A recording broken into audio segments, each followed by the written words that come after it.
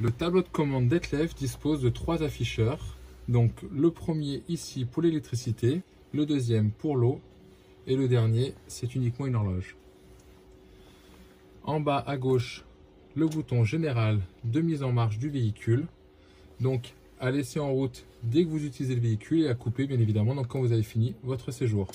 Au-dessus, le voyant 230 qui va s'allumer lorsque nous serons correctement raccordés au secteur et donc à ce moment-là qui nous indiquera que la batterie charge et qu'on a du courant disponible dans les prises de courant pour le réfrigérateur et pour le chauffage, si l'option en est prévue. Ce voyant-là pour la température intérieure, celui-ci pour la température extérieure, le premier niveau pour la batterie moteur, le deuxième pour la batterie cellule avec également un ampèremètre donc qui nous indique si on consomme du courant ou si on recharge.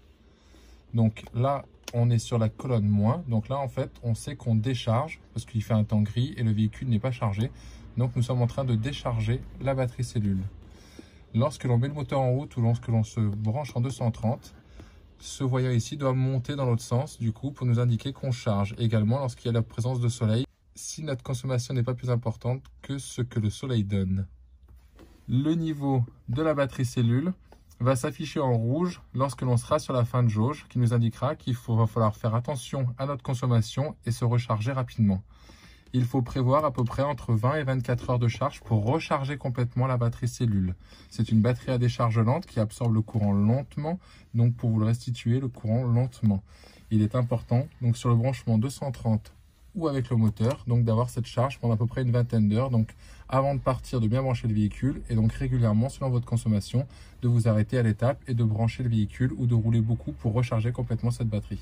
Le voyant pour le niveau des eaux, donc c'est une jauge qui monte par quart, donc 0, 1 quart, moitié, 3 quarts et plein, ça descend par palier également après, donc là les eaux propres et ici les eaux usées, donc les eaux usées sont vides et les eaux propres sont aux 3 quarts pleines.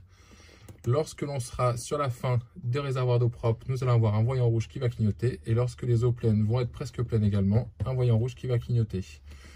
Ce voyant est réservé donc pour les options éventuellement supplémentaires du véhicule, donc comme pour le réchauffage des eaux usées, les chauffages des doubles planchers et d'autres accessoires disponibles en option.